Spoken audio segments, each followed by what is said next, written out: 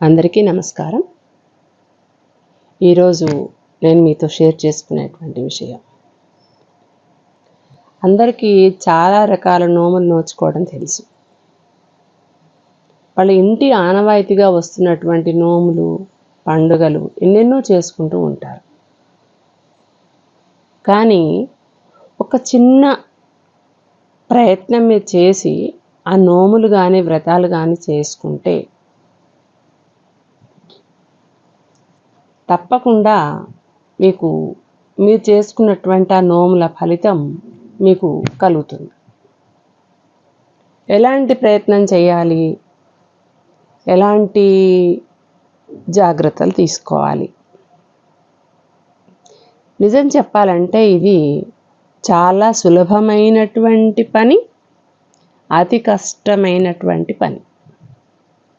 అదేమిటి? చాలా సులభంగా ఉంటుంది అంటారు, చాలా కష్టంగా ఉంటుంది అంటారు. ఇది ఎలా అనుకుంటారా? నిజమే. మనం తలుచుకుంటే అది చాలా సులభంగా ఉంటుంది. కానీ ఆచరించినప్పుడు మాత్రం అలవాటు లేని వాళ్ళకి ఎంత కష్టం అంటే, ఒక 10 రోజులు ఉపవాసం చేయమన్నా చేస్తారు. ఉపవాసం అంటే గుర్తుకొచ్చింది, శివరాత్రి పండుగ వస్తోంది. శివరాత్రి అంటే నేను చెప్పనే అవసరం లేదు మీకు. వీలైనంత వరకు చాలామంది ఎంత అనారోగ్యంతో బాధపడుతున్నా కూడా అలాంటి అనారోగ్యవంతులు, ముసలి వాళ్ళు, చిన్నవాళ్ళు అందరూ నోటిలో సహజంగా వచ్చేటువంటి లాలాజలం ఉమ్మి అది కూడా మింగకుండా ఉపవాసం చేస్తారు. సాయంత్రం 6 వరకు చేస్తారు, 7 వరకు చేస్తారు. 6, 7 అయిన తర్వాత అప్పుడు ఆ ఉపవాస దీక్షను విరమించి ఒక పండుతో ఆ ఉపవాసాన్ని విరమించి కొన్ని పళ్ళు తీసుకుంటారు. మరుసటి రోజు ఉదయం నుంచి అన్నం తినడం మొదలు పెడతారు కదా. ఇంత శ్రద్ధ తీసుకొని శివరాత్రిని చాలామంది జరుపుకుంటూ ఉంటారు. అందుకే అన్నాను, ఉపవాసమైనా చేయగలరు, కానీ నేను చెప్పేటువంటిది మీరు చేయలేరు.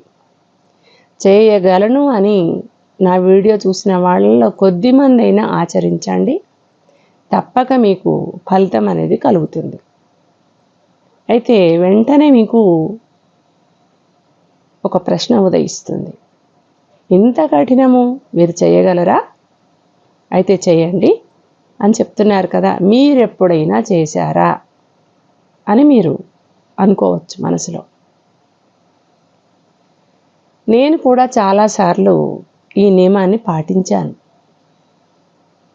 చాలా సంతోషం అనిపించింది. అందుకే ఈ విషయాన్ని మీకు కూడా తెలియజేస్తున్నాను.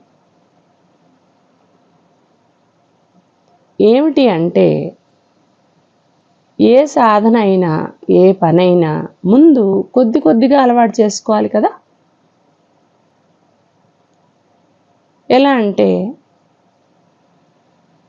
ఇప్పుడు పుట్టిన పిల్లవాడికి పుట్టగానే అదే రోజునాడు అన్నం తెచ్చి నోట్లో పెడతామా? పెట్టాం. ఫస్ట్ తల్లి పాలు ఇవ్వడం, కొన్ని నెలలు పోయిన తర్వాత నెమ్మదిగా 3వ నెల వచ్చాక, అప్పట్లో అయితే సిర్లాక్, ఫారెక్స్ అనేటువంటివి దొరికేవి పిండి పదార్థాలు, వాటిని పాలల్లో కలిపి పెట్టేసేవాళ్ళు. ఇప్పుడు డాక్టర్ల సూచన మేరకు పెట్టట్లేరు. సరే 5వ నెల 6వ నెల అన్నప్రాసనం చేస్తారు కదా, ఇందులో కూడా ఆడపిల్లకు 1 నెల, మగపిల్లవాడికైతే మరో నెల అని చెప్తూ ఉంటారు మనకి. అందులో కూడా తేడా ఎందుకు? ఆడవాళ్ళు మగవాళ్ళు సమానమే అని పోటీపడి యుద్ధం చేస్తున్న ఈ రోజుల్లో అన్నప్రాసన కూడా ఆడవాళ్ళకైతే 1 నెల, మగవాళ్ళకైతే 1 నెల అని మీరు అనవచ్చు.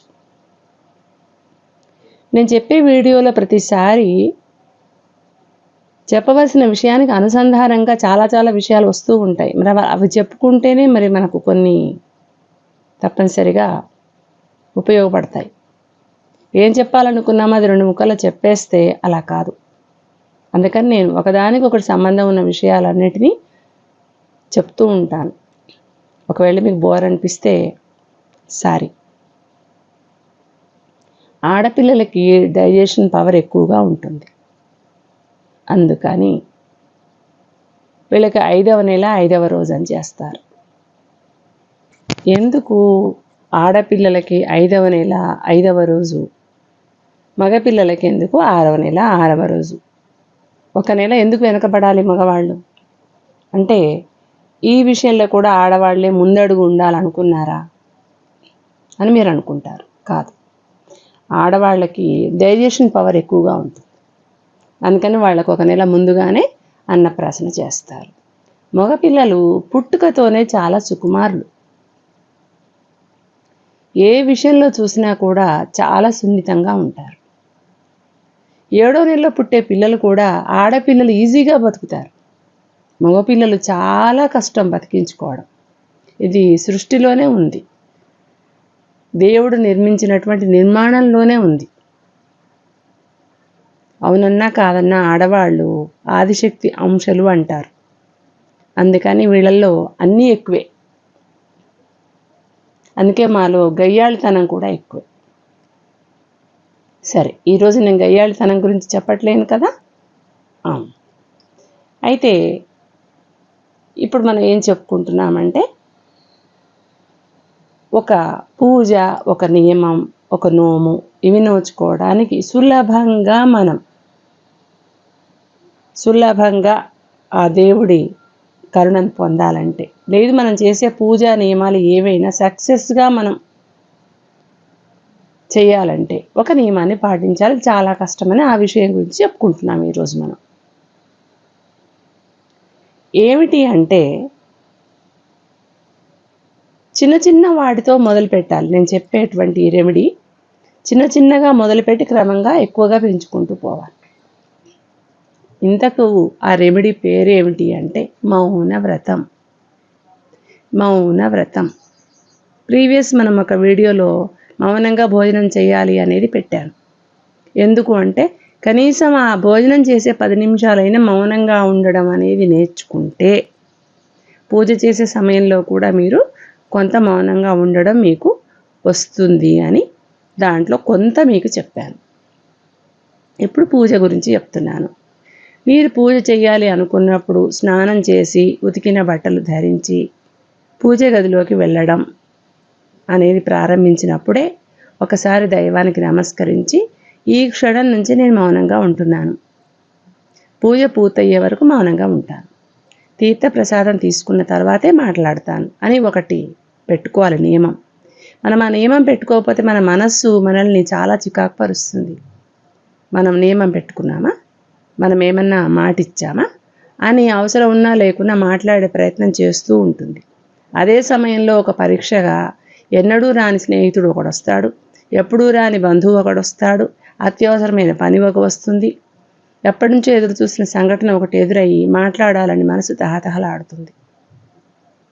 అందుకని ఈ నియమం పెట్టుకుంటే మనం ఉల్లంఘించడానికి మనసు ఒప్పుకోదు. ఒక నియమం పెట్టుకున్నాం కదా, మనం దానికి కట్టుబడి ఉండాలనిపిస్తుంది. ఇక దేవుడికి దీపం వెలిగించడం, పువ్వులు పెట్టడం, మీరు అనుకున్నటువంటి స్తోత్రమే చదువుతారో, నామాలే చదువుతారో, జపమే చేస్తారో, ధ్యానమే చేస్తారో, ఏమనుకున్నారో అవన్నీ పూర్తయి అక్కడ ఒక చిన్న బెల్లం ముక్క పెడతారు, ఏదో ఒకటి నైవేద్యం పెట్టి చేయి చూపించి మళ్ళీ హారతి ఇచ్చి మీరు నోట్లో కాస్త ఆ ప్రసాదం వేసుకుంటారు కదా. అప్పటి వరకు మౌనంగా ఉండి ఇక దేవుడి దగ్గర నుంచి బయటికి వచ్చి ఇంకా అయిపోయింది ఈరోజు పూజ అని మీ మనసుకు అనిపించినప్పుడు అప్పుడు మరొకసారి దైవానికి నమస్కరించి, ఈరోజు నేను మౌనంగా ఉండి నీ పూజ చేశాను, ఇక్కడితో నా మౌన దీక్ష ముగిసింది, నేను మాట్లాడుకుంటున్నానని ఒకసారి దండం పెట్టుకుని ఇక మీ ఇష్టం, ఎవరితో మాట్లాడతారో వాళ్ళతో మాట్లాడండి. ఇలా ప్రారంభించండి మీ మౌన దీక్షని. క్రమంగా వారంలో ఒక్కరోజు మౌన దీక్ష పెట్టుకోండి. మీకు నచ్చిన ఒక రోజు. నచ్చడం అంటే ఏమిటి, ఏ రోజు అంటే అలా కాదు, నేను సోమవారం ఎక్కువగా శివుడికి ఆరాధన చేస్తాను, లేదు శుక్రవారం అమ్మవారికి చేస్తాను, శనివారం వెంకటేశ్వర స్వామి చేస్తాను అని ఇలా కొద్దిమంది కొన్ని రోజులు ఇష్టంగా పాటిస్తారు. అలాంటివి వారంలో ఒక్కరోజు ఒక నియమంగా పెట్టుకుని, ఈరోజు ఉదయాన 6 గంటలకు సూర్యోదయం అయినప్పటి నుంచి లేదు నేను స్నానం చేసినప్పటి నుంచి అంటే 12 మధ్యాహ్నం 12 గంటల స్నానం చేసి అప్పటి నుంచి అని పెట్టుకోవద్దు. ఉదయం 6 వరకల్లా మీరు స్నానం చేసి నేను ఇప్పటి నుంచి మౌనవ్రతంలో ఉంటున్నాను, మళ్ళీ రేపు ఉదయం 6 గంటల స్నానం చేసే వరకు మౌనవ్రతంలో ఉంటాను. లేదు స్నానం 6ంటికి చేస్తానా, 5ంటికి చేస్తానా, 7ంటికి చేస్తానా అనవసరం. ఈరోజు నేను కళ్ళు తెరిచినప్పటి నుంచి ఎవరితో మాట్లాడను. ఈరోజు ఉదయించినప్పటి నుంచి మరుసటి రోజు ఉదయం అయ్యే వరకు నేను ఎవరితో మాట్లాడను, మౌనంగా ఉంటాను.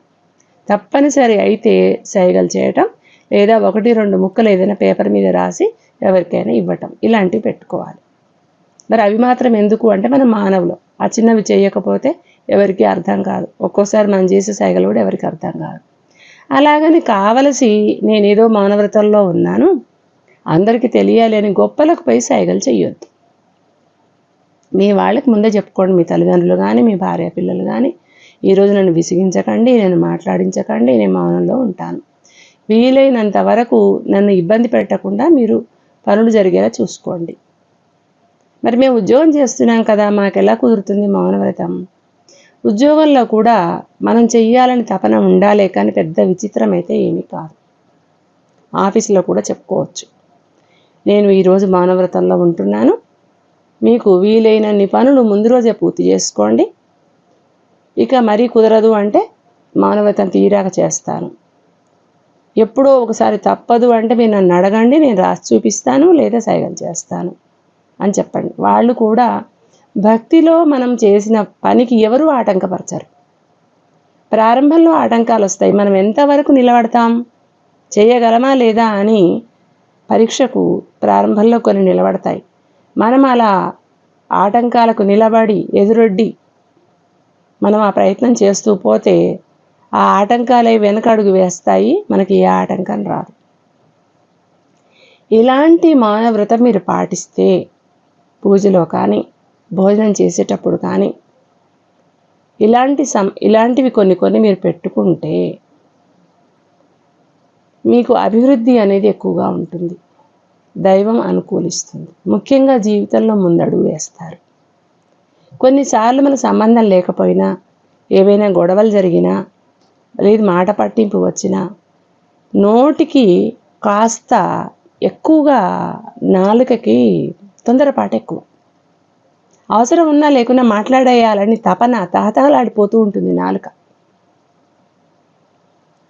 ఈ నాలుక గురించి ఒక చిన్న సామెత అందరికీ తెలిసిందే అయినా నాకు చెప్పాలనిపించి చెప్తున్నాను. నాలుక ఒకసారి 32 పళ్ళతో చెప్పిందట, నేను నోట్లో ముద్ద పెట్టినప్పుడు అసలు నేను నాలుకతో అటు ఇటు ఆ పదార్థాన్ని తోస్తూ ఉంటే మీరు నమలగలుగుతున్నారు, నేను లేకపోతే మీకు అసలు ఆహారం తినడమే రాదు, ఈ దేహం అనేది నిలబడదు అని చెప్పిందట నాలుక. నేనెంత తెలియగలదాన్ని, కత్తి మీద సాము చేసినట్టుంది నా బతుకు. 32 పళ్ళ మధ్యలో పదునైన కత్తుల్లాంటి 32 పళ్ళ మధ్యన, చెప్పాలంటే మీరు శత్రువులను కూడా అనొచ్చు, మీ మధ్యన మెలికలు తిరుగుతూ అలా తిరుగుతూ ఇలా తిరుగుతూ నేను ప్రతి నిత్యం ఎంత నరకం అనుభవిస్తున్నాను. కానీ నాకున్న తెలివి వల్ల మీ పళ్ళ కింద పడకుండా చాకచక్యంగా ఆహారాన్ని మీకు అందిస్తున్నాను, అందుకని నా తెలివితేటలకు మీరు మెచ్చుకోవాల్సిందే అని నాలుక పళ్ళతో అన్నదట. అప్పుడు ఆ 32 పళ్ళు అన్నాయట, నిజమే, నువ్వు చాలా తెలియగలదానివి, నువ్వు మాకు యజమానురాలివి, నువ్వు చాకచక్యంగా ఆహారం అందించి మాకు బలాన్ని అందిస్తున్నావు, కానీ నువ్వు ఇంకా కొంచెం మెలకుగా ఉంటే మేము ఆరోగ్యంగా కూడా ఉంటాం అని చెప్పాయట. అదేమిటి, ఇప్పుడు ఆరోగ్యంగా లేరా మీరు అంటే, మాకు ఎప్పటికప్పుడు అపనమ్మకం, నువ్వు ఎక్కడ నీకున్నటువంటి దురుసు స్వభావంతో 10 మందిలో మాట్లాడేటప్పుడు అనకూడని మాట్లాడతావేమో, అనకూడని పదం నీ నోటి వెంట వస్తుందేమో, నువ్వు ఉచ్చరిస్తావేమో అని మా భయం అన్నాయట ఆ పళ్ళు. నేను మాట్లాడితే మీకేంటి, మరి మాకు కాదు బాధ ఎవరికి, మేమే కదా బాధ అనుభవించాలి. నువ్వు ఒక్క టెంపర్ మాట 10 మందిలో మాట్లాడితే వాళ్ళు మా పళ్ళు రాలగొడతారు. నువ్వు పెట్టే ఆహారం సంగతి దేవుడు ఎరుగు. కానీ మేము చెయ్యేది తప్పుకి మేము ఎప్పుడైనా మాట్లాడామా? నువ్వే కదా మాట్లాడేదానివి, నువ్వే కదా మా నాయకురాలివి. నువ్వు మాట్లాడేటువంటి ఆ అల్పమైన మాట వల్ల మా పళ్ళు రాలగొడుతున్నారు. అందుకని నువ్వు ఎంత తెలివిగా ఆహారం మాకు అందిస్తున్నావో అంత మౌనంగా ఉండు, మేము ఆరోగ్యంగా ఉంటాము, ఊడిపోకుండా ఉంటాం అన్నాయట పళ్ళు. చూసారా? అంటే నోటికి చాలా అల్పత్వం, అంటే నోటికి ఏమనాలి, చాలా తొందరగా మాట్లాడే స్వభావం ఎక్కువ.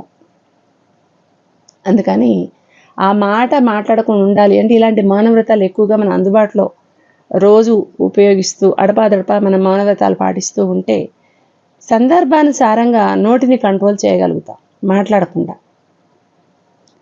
మనం మౌనవ్రతం చేసే సమయంలో కూడా నాలుక ఎవరైనా అవతల వాళ్ళు గొడవ పడ్డా, వాళ్ళు మనల్ని తిట్టినా, మనల్ని ఏమైనా అన్నా వెంటనే లోపల నాలుక మనల్ని ప్రేరేపిస్తూ ఉంటుంది. వాడు తిడుతూ ఉంటే మనం పడతామా, ఇవాళ ఒక్కరోజు నియమం తీసి గట్టున పెట్టు, మాట్లాడు, వాడి జవాబు చెప్పు అని అంటూ ఉంటుంది. మనం ఆ నియమానికి కట్టుబడి నాలుకను అదుపులో పెడితే చాలా వరకు గొడవలు అనేది సమసిపోతాయి, మౌనంగా ఉండగలుగుతాం. అందుకే మనం మౌనవ్రతాలు చేయటం వల్ల జీవితం కూడా బాగు చేసుకోగలుగుతాం. అందుకని మౌనవ్రతాల అవసరం ఎంతైనా ఉంది అని. కొద్దిమందికి ఇది ఒక పనిష్మెంట్ అండి, ఇది ఒక పనిష్మెంట్. మాట్లాడకూడదు అంటే ఇది ఒక పనిష్మెంట్. అస్సలు మాట్లాడకుండా 5 నిమిషాలు ఉండరండి. వాళ్ళకి ఎంత ఉపద్రవం వచ్చినా సరే మాట్లాడేస్తారు. తప్పైనా మాట్లాడేస్తారు, ఒప్పైనా మాట్లాడేస్తారు, గొప్ప అనుకుని మాట్లాడేస్తారు. వాళ్ళ మాటల్లో తప్పు ఉంది అని తెలిసినా మాట్లాడేస్తారు. అవతల వాళ్ళని మాట్లాడకుండా డామినేట్ చేసి మాట్లాడతారు. రకరకాలుగా మొత్తం మీద మాట్లాడడం అయితే చేస్తారు. ఇలాంటి ఈ అలవాటు పోవాలి అంటే మౌనవ్రతం పాటించడం చాలా అవసరమని నా ఉద్దేశం. ఈ మౌనవ్రతాన్ని మీరు కొన్ని గంటలు కావచ్చు, మరి పూజ అంటే 1 గంట, 1 అరగంట చేస్తాం కదా, అలా కొద్ది సమయంతో మీరు పాటించి ఈ మౌన దీక్షను చేస్తే మీ జీవితం ఎంత బాగా ఉంటుందో మీకే అర్థమవుతుంది. ఒక్కొక్కసారి తల్లి కొడుకులకు మాట పట్టింపు వస్తుంది. తల్లి కొడుకుని అనవచ్చు, ఆమె కన్నది కాబట్టి. కొడుకు తల్లిని అనవచ్చు, తప్పేమీ లేదు. అంటే మరి అనకూడని మాటలు తల్లిని అనకూడదు, కానీ మరి చిన్న చిన్న మాటలు తల్లితో మాట పట్టింపు వచ్చినప్పుడు మాట్లాడితే పెద్ద విశేషం ఏమీ కాదు, తల్లి కొడుకులు వాళ్ళు చూసుకుంటారు. కానీ కోడలుగా ఉన్నవాళ్ళు లేక మరొక వరుసతో ఉన్నవాళ్ళు ఎవరైనా సరే ఈ నోటి వాచాలత్వం వల్ల మధ్యలో దూరి ఆ గొడవను పెద్దగా చేస్తారు. మరి వాళ్ళకి మౌనవ్రతం అనేది ఒకటి ఉంటే, ఆ నోటిని అదుపులో పెట్టుకునే గుణం ఒకటి ఉంటే వాళ్ళ మధ్యలోకి వెళ్ళరు. ఆ గొడవ పెద్దది కాదు, అక్కడితో ఆగిపోతుంది. అలాగే ఆఫీస్లో ఒక బాస్ దగ్గర పనిచేసేవాడికి ఈ మౌనవ్రతం అనేది ఒకటి తెలిసి ఉంటే కొంచెం ఓపికగా ఉంటాడు. లేదంటే నోరు అదుపులో పెట్టుకోలేక మాట్లాడి ఉద్యోగం పోగొట్టుకుంటాడు. ఒక పని మనిషికి నోటికి దురుసుతనం ఎక్కువగా ఉంటే ఎవరు పనివ్వరు. ఇలా రకరకాల పనుల్లో నిమగ్నమయ్యే వారికి నోటి దురుసుతనం ఉండడం వల్ల వారికి అభివృద్ధి అనేది తక్కువగా ఉంటుంది. స్నేహితుడే అనుకోండి, వాడి కొన్ని బుద్ధి మాటలు చెప్పవలసి ఉంది, చెప్తే వాడు వినడు. మనం మంచి చెప్పినా సరే స్నేహం అనేది దూరం అవుతుంది అనుకున్నప్పుడు మనకెందుకులే, భగవంతుడే తప్పక వాడి బుద్ధి చెప్తాడు అని దైవం మీద భారం వేసి మనం మామూలుగా ఉండాలి. అలా ఉండగలమా? అప్పుడు మౌనవ్రతం మనకు పాటించే అలవాటు ఉంటే స్నేహం దూరం కాకుండా ఉంటుంది. ఇలా కొన్ని దైనందిన జీవితంలో మనకు ఉండేటువంటి బంధాలని బంధుత్వాలని నిలబెట్టుకోవాలంటే మౌనమే శరణ్యం. అందుకే మౌనవ్రతం ఆచరించండి. మీకు కలిగేటువంటి కష్ట నష్టాలకి దూరంగా ఉండండి. ఇది ఈరోజు నేను మీకు తెలియచేయాలనుకున్న విషయం. Thank you.